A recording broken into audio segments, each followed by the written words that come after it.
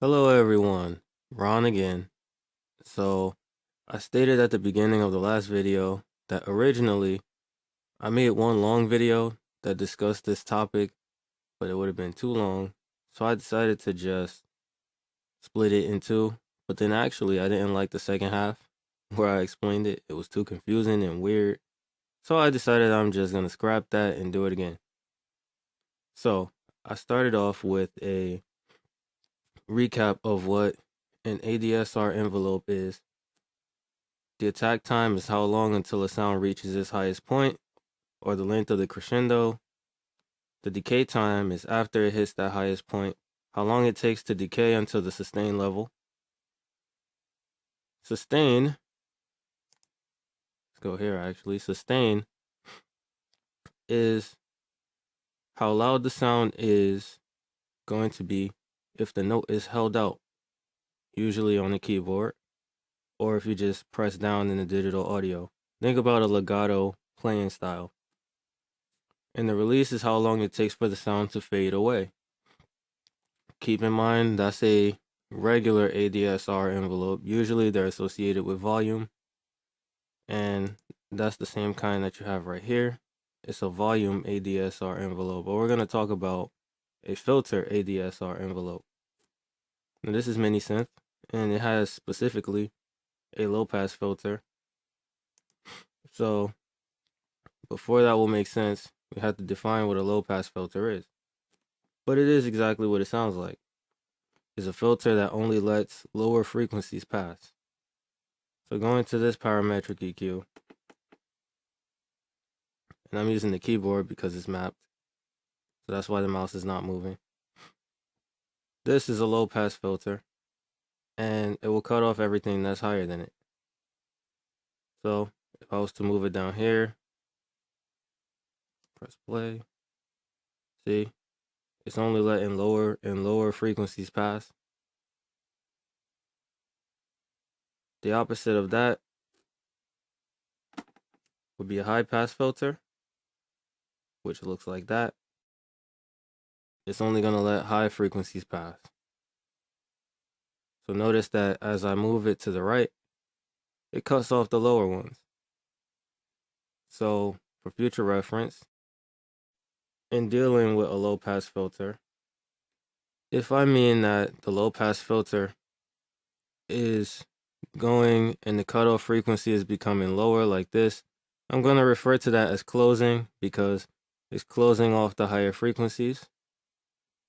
And if it's going the opposite way like this, I'm going to refer to that as opening because it's opening back up and allowing more higher frequencies. If there's a high pass filter, I will probably refer to it going higher to a higher cutoff frequency as closing like this because it's closing off the low end. And if it's the opposite, then it's opening back up. So there's a visual representation of that. So now let's look at this filter environment. When you have a low pass filter, it has an amount that it is going to close.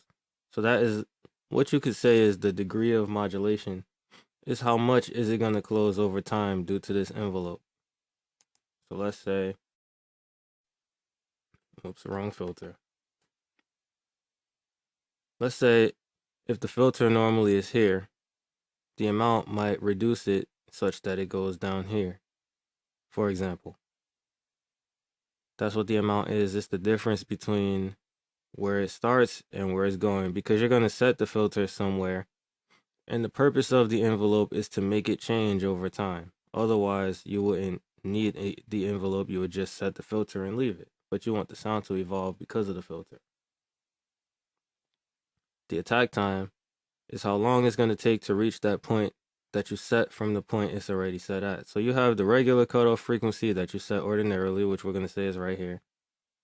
The amount says I'm going to close this low pass filter and it's going to go down here, for example. And the attack time is how long it takes to get there. We're going to skip the decay time for right now because it's easier to explain sustain. So sustain would be where the filter stays relative to the max cutoff point. So if I wanted to have the highest degree of sustain, like say if this was turned all the way up here and it was a low pass filter, then when it attacks, it's going to go all the way down by the whole amount. But when it sustains, it doesn't have to stay all the way down there. In this case, it will go back up when it sustains. So I could start here. Then there's an attack time that it takes to go down the full amount, and say the amount was right here. But then the sustain level is right here. So it opens back up because it's sort of like how volume is. It's going to reach the max volume when it's a regular envelope. In this case, it's going to reach the max filter cutoff point, but it doesn't have to stay there when you hold the note down. So that's what the sustain is. It says the filter may open back up, or if the sustain is at maximum, then over the attack time, it will go down to that maximum cutoff point, which we said was right here for my example, and then it will stay there if the sustain is 100%. But if not, it will go back up. When it will go back up, that is what the decay time represents.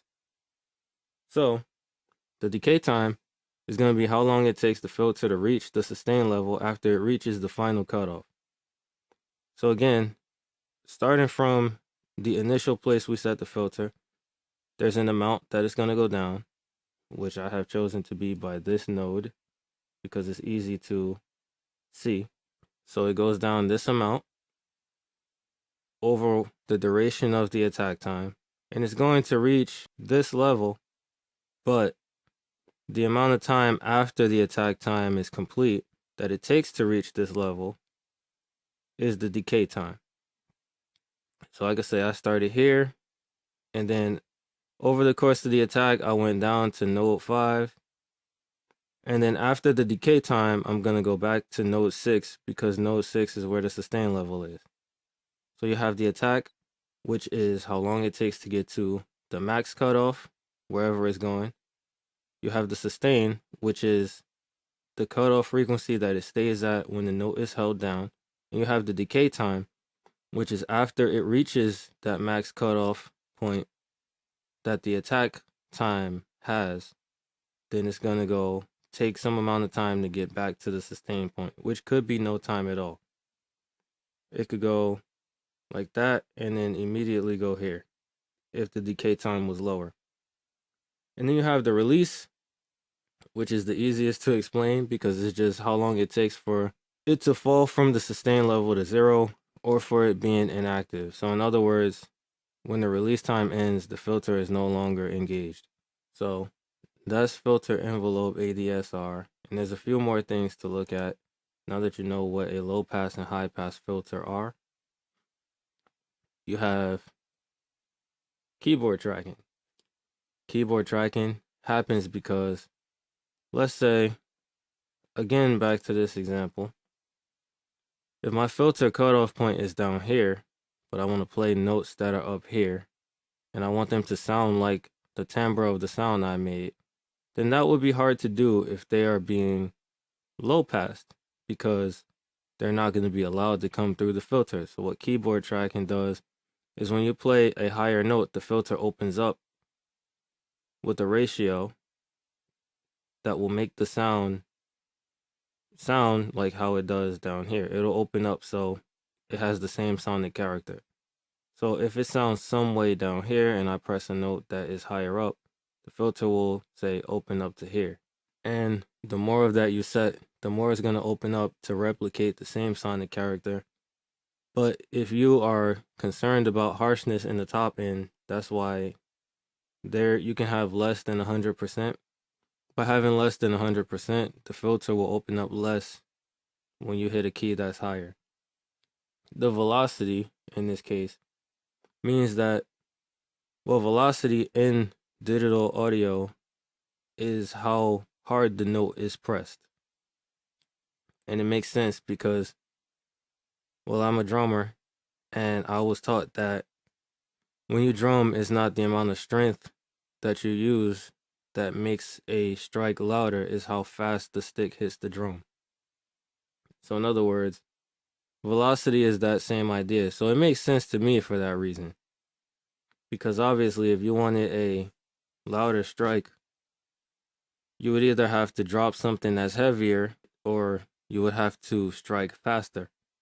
But you can't make your arm or a drumstick heavier, so you have to strike faster. And it would be the same when you're playing pretty much anything, I guess. So the point is that when you have a higher velocity set, the filter will open up more when the note is louder.